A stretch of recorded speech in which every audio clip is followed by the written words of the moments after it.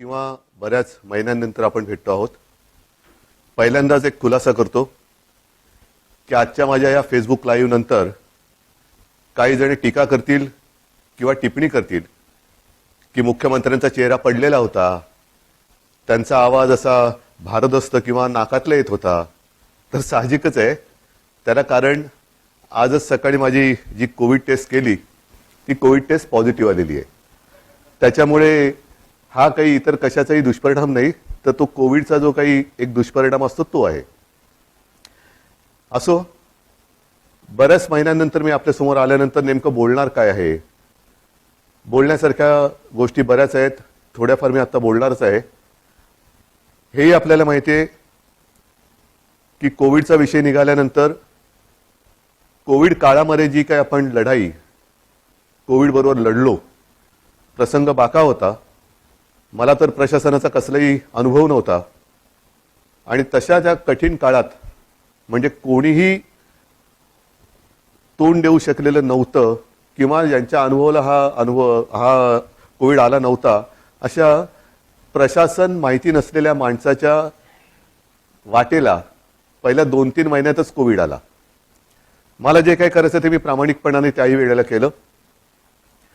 Covid पासून सावध कसं राहायचं, काय काय करायचं हे मी तुम्हाला का सांगतोय, कारण त्या दरम्यानच्या काळात जे काही सर्वे होत होते त्या सर्वेमध्ये देशातील सर्वोत्तम 5 टॉप मुख्यमंत्र्यांमध्ये तुमच्या सगळ्यांच्या मेहनतीमुळे आणि तुम्ही दिलेल्या सहकार्यामुळे महाराष्ट्राच्या मुख्यमंत्र्यांना तो एक त्याच्यामध्ये ती गणना केली गेली. साहजिकच आहे, आत्ताचा विषय कोविड हा जरी असला तरी तो विषय मी घेऊन तुमच्यासमोर आलेला नाहीये. मी आलेलो आहे काही वेगळे मुद्दे घेऊन, जे काही मुद्दे गेल्या काही दिवसांपासून प्रसारमाध्यमातून आपल्यासमोर येत आहेत. मग ते शिवसेना आहे, ही शिवसेना बाळासाहेबांची आहे का, शिवसेनेने हिंदुत्व सोडलं आहे का, मग ही शिवसेना नेमकं कोण चालवतोय, मुख्यमंत्री भेटत का नाहीत, मुख्यमंत्री भेटत नव्हते, मुख्यमंत्री म्हणजे मी, हे गेल्या काही दिवसांपूर्वी सत्य होतं. ह्याचं कारण जी माझी शस्त्रक्रिया झाली होती तो अनुभव काय होता, त्या अनुभवाचं एक वर्णन नाही मी करत बसणार, पण त्याच्यानंतरचे 2-3 महिने हे फार विचित्र होते. मी कोणालाही भेटणं शक्य नव्हतं, म्हणजे भेटू शकत नव्हतो. म्हणून तो जो काळ होता तो मुख्यमंत्री कोणाला भेटत नाही हा मुद्दा बरोबर आहे. पण त्याच्यानंतर मी आता भेटायला सुरुवात केलेली आहे. जी काही कामं, बरं असंही नाही की मी भेटत नव्हतो म्हणजे कामं काही होत नव्हती. मी माझी पहिली कॅबिनेट मीटिंग ही हॉस्पिटलमध्ये बाजूच्या खोलीतनं अशीच ऑनलाईन केली होती आणि त्याच्यानंतर काम हे अव्यवहातपणे सुरू आहे. शिवसेना म्हणाल तर शिवसेना आणि हिंदुत्व हे दोन घट्ट एकमेकांमध्ये गुंफलेले जोडलेले हे शब्द आहेत. शिवसेना कदापि हिंदुत्वापासून आणि हिंदुत्व कदापि शिवसेनेपासून दूर होऊ शकत नाही, कारण शिवसेना प्रमुखांनी जो एक कानमंत्र दिलेला आहे की हिंदुत्व हा आमचा श्वास आहे. म्हणूनच गेल्या एक 8-15 दिवसापूर्वी आदित्य, एकनाथ शिंदे, त्यांच्याबरोबर आपले काही आमदार, खासदार, मंत्री हे अयोध्येला जाऊन आले. हिंदुत्वासाठी काय काय केले, कोणी कोणी काय काय केले हेही बोलण्याची आता वेळ नाहीये. पण हिंदुत्वाबद्दल मी विधानसभेत, विधिमंडळात बोलणारा कदाचित पहिला मुख्यमंत्री असेल. मग नेमकं झालंय काय, ही शिवसेना कोणाची आहे? काही जण असं आरोप करतायत की किंवा असं भासवण्याचा प्रयत्न करतायत की आता काय बाळासाहेबांची शिवसेना राहिली नाही. ठीक आहे ना, बाळासाहेबांची शिवसेना आणि आत्ताच्या शिवसेनेत फरक काय नेमका?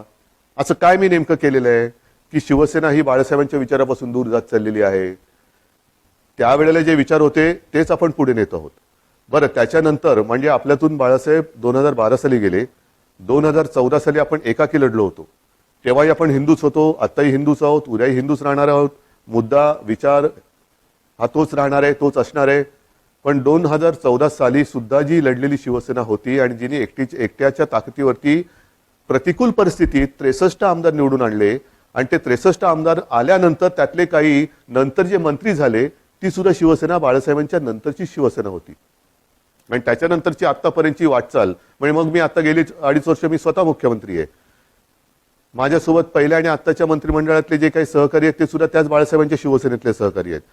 म्हणजेच काय, की पहिल्या प्रथम शिवसेना हिंदुत्व, शिवसेना कोणाची, शिवसेनेने हिंदुत्व सोडले का, शिवसेना बाळासाहेबांची राहिली नाही का, मग आम्हाला ती बाळासाहेबांची शिवसेना पाहिजे. मग मधल्या काळामध्ये जे काय सगळं मिळालं ते बाळासाहेबांनंतरच्या शिवसेनेने दिलं, हे मी म्हणेन कृपा करून लक्षात ठेवा.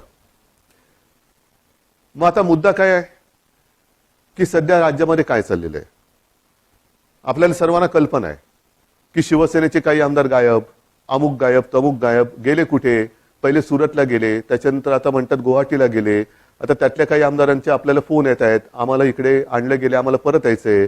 आपल्यामध्ये इथे असलेल्या आमदारांना काही फोन येत आहेत. मला त्याच्यामध्ये जायचंच नाहीये. हे जे माझं मनोगत आहे ती मी अवघ्या 5 मिनिटात संपवणार आहे. आणि ते एवढ्यासाठी की काल परवा जी आपली एक निवडणूक झाली विधान परिषदेची, त्या विधान परिषदेच्या निवडणुकीच्या आदल्या दिवशी हॉटेलमध्ये सगळे आपले आमदार होते. मी तिकडे गेलो आणि म्हटली काय परिस्थिती, ही कोणती लोकशाही, ज्यांना आपण आपलं मानतो, शिवसैनिक मरवर मरतात, राबतात, निवडून देतात.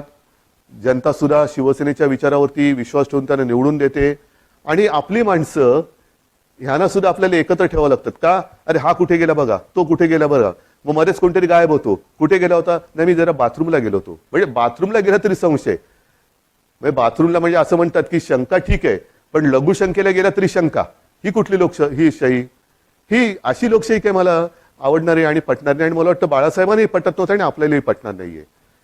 मला एक मुद्दा काय सांगायचा आहे की मला कशाचाही अनुभव नसताना जे काय घडलं, मी इच्छेपेक्षा जिद्दीने करणारा माणूस आहे. इच्छा असो वा नसो, पण एकदा जबाबदारी अंगावर आली तर ती जबाबदारी मी पूर्ण जिद्दीने पार पाडण्याचा प्रयत्न करतो. आणि त्याच जिद्दीने मी शिवसेना प्रमुखांना दिलेलं वचन पूर्ण करणारच हा निश्चय मनाशी बाळगून रणांगणात उतरलो. त्यावेळेला मी आपल्या समोर आलो होतो, आज सुद्धा समोर आलेलो आहे. कोणताही अनुभव नव्हता आपल्याला, तेव्हा नाईलाज झाला, वेगळा मार्ग पत्करावा लागला. काँग्रेस आणि राष्ट्रवादी हे गेले 25-30 वर्ष आपण त्यांच्या विरोधात, ते आपल्या विरोधामध्ये हे लढत आलेलो आहोत. मग त्याच्यानंतर हे जे काय घडलं हे सर्वांना माहिती आहे की काँग्रेस आणि राष्ट्रवादीने, विशेषतः पवार साहेबांनी, ती बैठक आमची तिन्ही पक्षाची झाली. त्या बैठकीमध्ये सगळं ठरलं. आणि ते ठरल्यानंतर मला त्यांनी सांगितलं की उद्धव जरा 1 मिनिट बोलायचंय. म्हटलं काय बोलायचं, आता ठरलंय सगळं, नाही 1 मिनिट. आणि बाजूला खोलीत गेल्यानंतर त्यांनी सांगितलं की उद्धव हे सगळं ठीक आहे, पण जबाबदारी तुम्हाला घ्यावी लागेल. म्हटलं का, तर तसं नाही म्हणे, आमच्याकडे पण ज्येष्ठ लोक आहेत, काँग्रेसकडे पण ज्येष्ठ लोक आहेत, आणि शिवसेनेकडनं जर तुम्ही नसाल तर ते पुढे चालणं हे कठीण आहे. मी म्हटलं पवार साहेब काय मस्करी करता का. मी आतापर्यंत महापालिकेत सुद्धा महापौर जिंकल्यानंतर अभिनंदन करायला जातो. म्हणजे साधा महापालिकेत न गेलेला माणूस मुख्यमंत्री कसा होणार. ते नाही नाही तुम्हाला हे करावं लागेल. ठीक आहे, जिद्द केली, जिद्द. मग पवार साहेबांनी, सोनिया गांधींनी विश्वास टाकला माझ्यावरती. सोनियाजी सुद्धा मध्ये कधीतरी आपुलकीने फोन करत असतात, विचारत असतात. एक गोष्ट लक्षात घ्या की कोणताही अनुभव नसलेला माणूस इकडे बसवणं, त्याच्या मागे नुसता स्वार्थ हा विचार नाहीये, पण एक राजकारण म्हटल्यानंतर राजकारण कुठेही कसंही वळण घेऊ शकतं, पण त्या वळणाला सुद्धा अर्थ पाहिजे. उगाच काही रडकुंडीचा घाट जो म्हणतो ना, तिकडनं पोलादपूर पासून आपल्या ह्याला महाड पासून वरती महाबळेश्वरला जाताना रडकुंडीचा घाट, जो वळण वळण वळण वळण म्हणजे गाडी चालवता चालवता गाडीचा चालक हा रडकुंडीला येतो. तसं हे वळणदार राजकारण कोणाच्याच उपयोगाचं नाहीये. आजपर्यंत ह्या सगळ्यांनी मला खूप सहकार्य केलेलं आहे. प्रशासनाने तर कमाल केलेली आहे. प्रशासनाने तर मला सांभाळत काय योग्य काय अयोग्य हे सुद्धा सांगण्याचा प्रयत्न केलेला आहे. आज मी नेमकं काय बोलणार आहे, मला दुःख कशाचं झालेलं आहे, आश्चर्य कशाचं वाटलेलं आहे, धक्का कशाचा बसलेला आहे की काँग्रेस आणि राष्ट्रवादी म्हणाली की आम्हाला मुख्यमंत्रीपदी उद्धव ठाकरे नकोत. तो त्यांचा विचार आहे. दोन्ही पक्ष स्वतंत्र आहेत. ठीक आहे, सत्तेच्या तडजोडीसाठी आपण एकत्र आलो होतो असं जे काही इतर जण म्हणतायत, त्यांच्याप्रमाणे सत्तेच्या साठी आपण एकत्र आलो होतो. पण आज सुद्धा सकाळी कमलनाथजींनी मला फोन केला होता. कालच सकाळी शरद पवारजींनी फोन केला. मला म्हणाले उद्धव आम्ही तुमच्या सोबत आहोत. हा त्यांच्या भरोश्याचा विषय. पण त्यांनी भरोसा माझ्यावरती ठेवल्यानंतर माझ्याच लोकांना जर मी मुख्यमंत्रीपदी नको असेल तर काय करायचं, हा मोलाचा प्रश्न आहे. माझीच लोक म्हणत असतील की ते ठीक आहे त्यांना हवे असतील पण आम्हाला तुम्ही नको. मग मला हेच म्हणायचं आहे की समजा माझ्या लोकांना, म्हणजे मी माझं म्हणतोय ते मला आता माझं आपलं बांधतात की नाही मला माहिती नाही, कारण ते माझ्या समोर नाहीयेत. तर तुम्ही इथे येऊन बोलायला काय हरकत होती?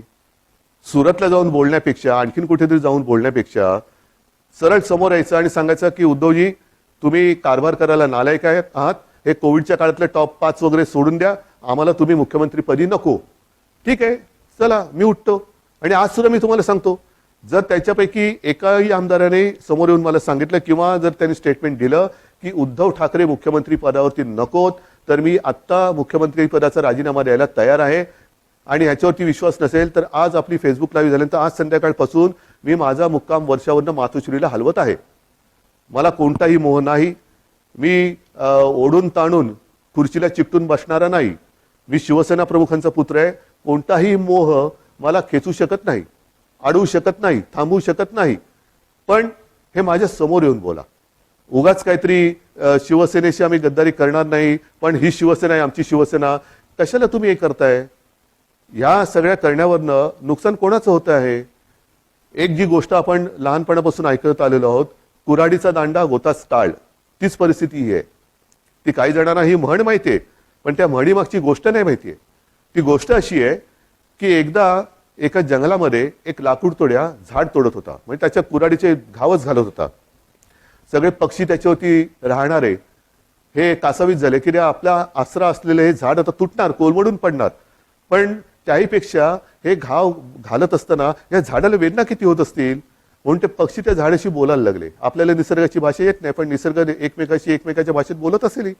तर पक्षी त्याच्याशी बोलायला लागले झाडाला की दादा तुला खूप दुखत असेल ना रे, खूप वेदना होत असतील ना रे, की तुझ्यावरती हे कुऱ्हाडीचे घाव पडतायत. झाडाने काय उत्तर द्यावं की मला वेदना होत आहेत, दुःख होतंय, पण ते घाव पडतायत म्हणून होत नाहीये. तर हा लाकूड तोड्या ज्या कुऱ्हाडीने हे घाव घालतोय, त्या कुऱ्हाडीचं लाकूड हे माझ्या फांदीचं लाकूड आहे, त्याच्या मला वेदना जास्त होत आहेत, त्याच्या वेदना जास्त होत आहेत. हेच आज चाललेलं आहे, हेच आज चाललेलं आहे. कुऱ्हाडीचा दांडा हा आपला जे गोतास काळ, म्हणजे आपली जी राजकारणातली जन्मदात्री आहे, शिवसेना आहे, तिच्यावरती तिचंच लाकूड वापरून घाव कोणी घालू नका. या समोर बसा, मी देतो राजीनामा. चला, मी तुमच्या हातामध्ये आज मी माझ्या राजीनाम्याचं पत्र तयार करून ठेवतो आहे. जे आमदार गायब आहेत किंवा त्याने गायब केलेलं आहे, त्यांनी यावं आणि माझ्या राजीनाम्याचं पत्र घेऊन राजभवनमध्ये जावं. मी का नाही जात? कारण मला कोविड झालंय. त्यातून राज्यपाल महोदय म्हणाले की उद्धवजी को खुद को आने दो, चलो मैं भी आने के लिए तैयार हूं. मी यायला तयार आहे. म्हणून मी पुन्हा एकदा सांगतोय की ही कुठेही आगतिकपणा नाही, हा कुठेही अगदी लाचारीचा प्रसंग नाही किंवा मजबुरी तर अजिबात नाहीये. कारण आजपर्यंत अशी अनेक आव्हानं बिनसत्तेची आपण पेललेत. हे काय मोठं आव्हान आहे? काय होईल जास्तीत जास्त? परत लढू. जोपर्यंत माझ्या सोबत शिवसेना प्रमुखांनी जोडून दिलेला सारा शिवसैनिक आहे, तोपर्यंत मी कोणत्याही संकटाला भीत नाही. मी आव्हानाला सामोरा जाणारा माणूस आहे. त्याच्यामुळे कोणतेही आव्हान हे घाबरून त्याला पाठ दाखवणारा नाहीये. हे जसं मी मुख्यमंत्री पदासाठी बोलतोय, तसंच मी आज माझ्या शिवसैनिकांना सुद्धा आवाहन करतोय. कारण का तर ही शिवसेना बाळासाहेबांची शिवसेना राहिली नाही असं काही जे आरोप करतायत, त्याला सुद्धा माझ्याकडे उत्तर आहे. ज्या शिवसैनिकांना असं वाटत असेल की मी शिवसेनेचं नेतृत्व करायला नालायक आहे, चला मला सांगा, मी हेही पद सोडायला तयार आहे. मी शिवसेना पक्षप्रमुख पद पण सोडायला तयार आहे. पण हे सांगणारा विरोधक नाही. नाहीतर असे फडतूस लोक खूप आहेत, त्यांच्या सांगण्यावर किंवा त्यांच्या त्या काय ते ट्रेंडिंग ट्रोलिंग ट्विटर फिटर ह्याच्यासाठी मी काय त्यांना मी बांधलेलं नाहीये. मी माझ्या शिवसैनिकाला बांधलेलं आहे. आणि शिवसैनिक सुद्धा या भानगडीत पडणारा नाहीये, कारण तो फेस टू फेस संकटाला सामोरं जाणारा शिवसैनिक आहे. म्हणून त्यांनी सांगावं, मी दोन्ही पदं सोडायला तयार आहे. पण मी मुख्यमंत्रीपद सोडल्यानंतर जर शिवसेनेचा मुख्यमंत्री होत असेल, मला आनंदाने मान्य आहे. पण त्याही पलीकडे जाऊन केवळ मी मुख्यमंत्री नको, दुसरा कोणी असला तरी चालेल, पण शिवसेनेचा म्हणजे उद्धव ठाकरे मुख्यमंत्री नको, दुसरा कोणी चालेल, चला तेही मला मान्य आहे. पण एकदा मला समोर येऊन सांगा. हे इकडून तिकडून नाही, आमचं तुमच्याबद्दल काहीच म्हणणं नाहीये. पण तसं नसेल तर जोपर्यंत मी खुर्ची अडवून ठेवले, तोपर्यंत काय होणार? काहीच होणार नाही. म्हणून एकदा ठरवूया, तुम्ही या किंवा तिकडनं फोन करा आणि सांगा की तुमचं आम्ही फेसबुक लाईव्ह पाहिलं, चॅनलच्या माध्यमातून पाहिलं, फेसबुकच्या माध्यमातून पाहिलं, आम्हाला तिकडे यायला संकोच वाटतो, पण तुम्ही म्हणालात त्याच्याप्रमाणे तुम्ही आम्हाला नकोत हे स्पष्ट सांगा. मी या क्षणाला मुख्यमंत्रीपद सोडायला तयार आहे. या क्षणाला मी मुख्यमंत्रीपद सोडायला तयार आहे. आणि म्हणून बांधवांनो आणि भगिनीनो एकच सांगेन, शेवटी ही पदं येत असतात, पदं जात असतात. आयुष्याची कमाई काय? पदं नसतात. पदावरती बसल्यानंतर जे तुम्ही काही काम करता त्याच्यानंतर जनतेची प्रतिक्रिया काय असते ही आयुष्याची कमाई असते. आणि या 2.5 वर्षामध्ये जे प्रेम तुम्ही मला दिलं, कुठे झाली हो आपली भेट? पण ह्याच माध्यमातून मी तुमच्याशी बोलत आलो. आणि अनेक जणांनी मला सांगितलं की उद्धवजी, तुम्ही बोलताना आमच्या कुटुंबातला एक माणूस आमच्याशी बोलतोय असं वाटतं. हे भाग्य मला नाही वाटत ह्याच्यापेक्षा आणखीन काय असू शकेल. ज्यांची ओळख पाळख नाही, दूर कुठेतरी राहतात, अगदी मुंबईत राहिले तरी भेटीचा कधी योग येईल असाही भाग नाहीये. पण या माध्यमातून जेव्हा मी तुमच्याशी बोलतोय तेव्हा तुम्ही आमच्या कुटुंबातले वाटतात. हीच तर आयुष्याची कमाई आहे. आणि ही आयुष्याची कमाई माझ्यासाठी तरी भरपूर आहे. मुख्यमंत्रीपद हे तेव्हा अनपेक्षितपणाने आलं. आता सुद्धा मी यायला चिकटून बसत नाहीये. जर तुम्ही सांगाल मी आत्ता त्याच्यावरनं पाय उतार तयार आहे. आणि हे माझं नाटक नाही, अजिबात नाटक नाही. कारण नाहीतर म्हणतील की काय हे असं करायचंच होतं. नाही, मला काय म्हणायचंय की तुम्ही संख्या किती कोणाकडे आहे हा गौण आहे विषय माझ्याकडे. शेवटी ही जी काही लोकशाही आहे त्या लोकशाहीमध्ये संख्या ज्यांच्याकडे अधिक असते तो जिंकतो. मग ती तुम्ही संख्या कशी जमवता? प्रेमाने जमवता, जोर जबरदस्तीने का धमक्या दटावण्या देऊन जमवता? हे नगण्य असतं. पण समोर उभी केल्यानंतर डोकी मोजली जातात आणि अविश्वास ठरव मंजूर किंवा अमंजूर होतो. मी ज्यांना माझे मानतो त्यांच्यापैकी किती जण तिकडे गेलेत, किती जण माझ्या विरुद्ध मतदान करतील? नाही. एकाने जरी माझ्या विरुद्ध मतदान केलं तरी ते माझ्यासाठी लाजिरवाणी गोष्ट आहे. आणि म्हणून मला हे एकही मत माझ्यावरती त्यांना अविश्वास ठराव दाखवण्याची वेळ येऊ नये म्हणून त्यांनी मला सांगावं. मी कुठेही त्या नावाचा उच्चार करणार नाही, वाच्यता करणार नाही. तुम्ही सांगा मी मुख्यमंत्रीपद सोडलं, बस. याच्यावर आणखीन काय सांगू? मी माझं मन घट्ट करून तयारीने बसलेलो आहे. मात्र बांधवांना आणि भगिनींना एकच सांगेन की जे प्रेम तुम्ही आजपर्यंत दिलं, उद्या मी सांगितलेलंच आहे की मुख्यमंत्रीपदी माझी राहायची अजिबात इच्छा नाही. पण त्याच्यानंतर सुद्धा जेव्हा जेव्हा आपली भेटगाठ होईल ती मात्र जसा मी फिरत जाईन तशी प्रत्यक्ष होईल. तेव्हा मात्र तुम्ही हे दाखवत असलेलं प्रेम हे सदैव असंच कायम ठेवा.